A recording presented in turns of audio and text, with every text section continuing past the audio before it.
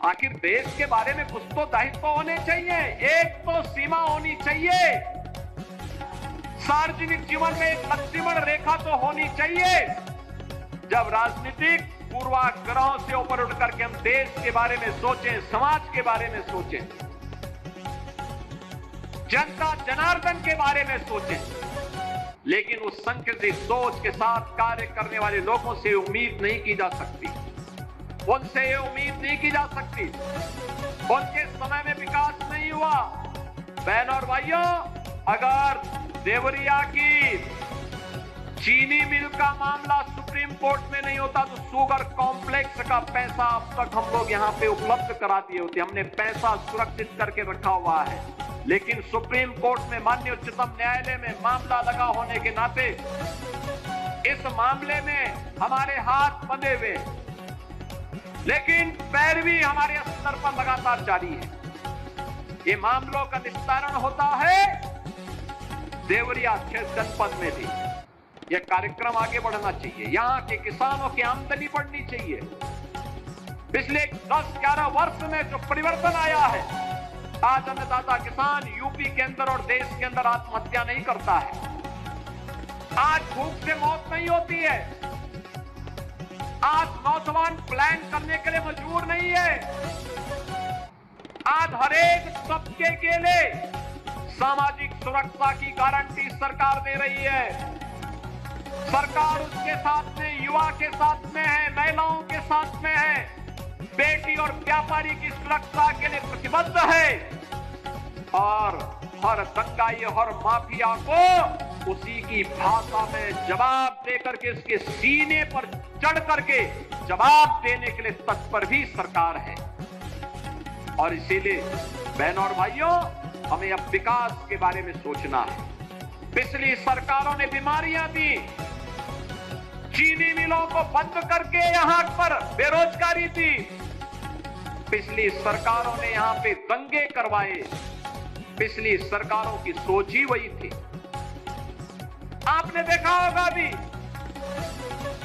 ये लोग जो परिवारवादी हैं, जिनकी सोच केवल अपने परिवार तक सीमित है, जाति का नारा देते हैं, लेकिन जब सत्ता में आते हैं तो तुष्टीकरण की नीतियों की पराकाष्ठा को पूरी करते हुए केवल अपने परिवार के विकास की बात करते हैं, अपने परिवार तक सीमित रह जाते हैं।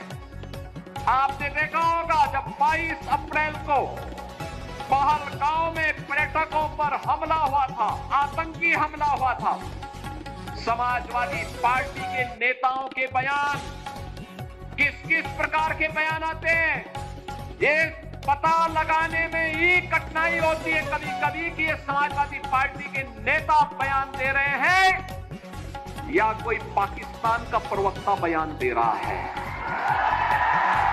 ये पता लगाने में ही कठिनाई हो जा रही है। आपने कल समाजवादी पार्टी के एक पदाधिकारी का मुंबई में दिया गया बयान देखा होगा। इससे पहले कानपुर का एक नौजवान अपने परिवार के साथ गया था पहलगांव, स्वर्गीय शुभम द्विवेदी की निर्मम हत्या कर दी गई। जब पत्रकारों ने समाजवादी पार्टी के अध्यक्ष से पूछा कि आप समाजवादी पार्टी आप वहां क्यों नहीं गए, तो उन्होंने कहा कि हमारी पार्टी का थोड़े था। कितना दुर्भाग्यपूर्ण और शर्मनाक बयान है।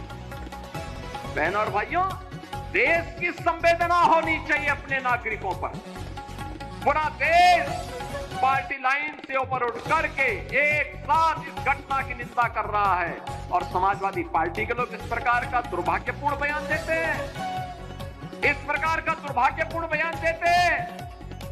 पहलगांव की घटना में उनका एक राष्ट्रीय महासचिव बयान देता है, कहता हिंदू ने हिंदू को मारा है, यानी पाकिस्तान को क्लीन चिट देने की कुछ चेष्टा।